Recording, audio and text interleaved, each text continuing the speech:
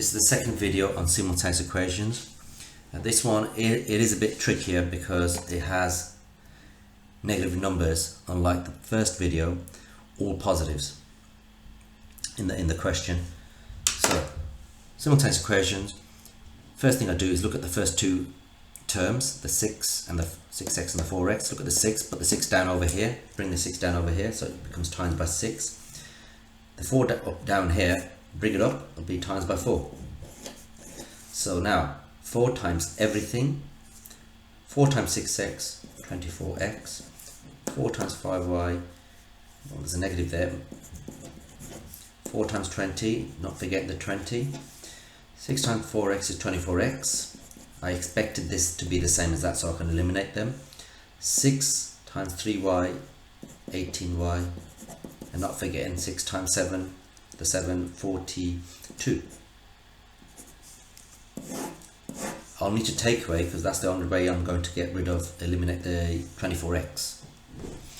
24x, take away 24x, nothing.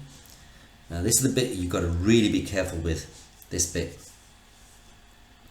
That's not a positive, that's not positive 20y, there's a negative in front of it. So, if I show you now, that's negative 20y minus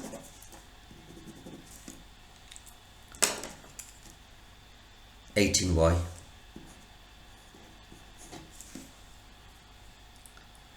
If that was negative as well, then you'd have a negative and a negative. You'd have two negatives in between, but that's just a positive, so you just left it as 18y.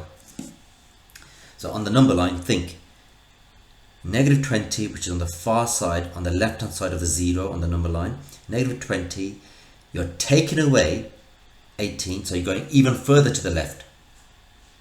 So that will be a negative answer.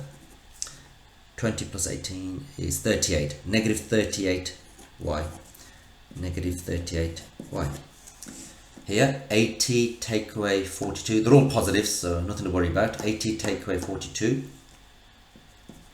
that leaves you with 38. Now, this question is easy now. Negative 38 times something to give me 38. Well, it can't be 1, because negative 38 times 1 gives you negative 38. Remember, negative always wins. When you have a positive and a negative multiplying together, the outcome will be negative.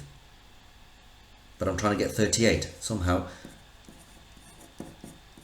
I'm trying to get positive 38. Negative 38 times something to give me 38. That would have to be negative 1.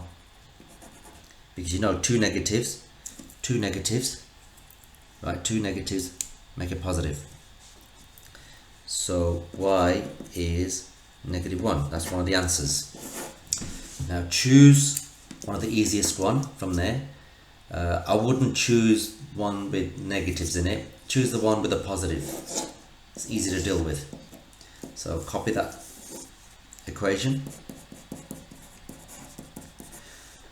Something times 4, add something times 3 to give me 7. Well, I know the value of y already.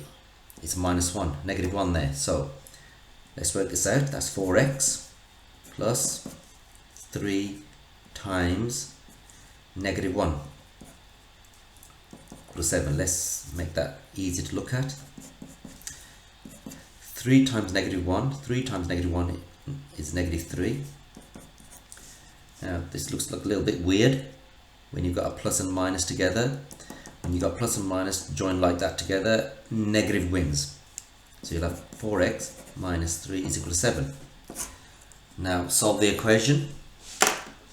To get rid of minus 3, you add 3. What have you done this side? Do on the other side. Minus 3 plus 3, they knock each other out. You're left with 4x. 7 plus 3 is 10. So now, to get rid of times by 4, you divide by 4. What have you done this side? Do it on the other side.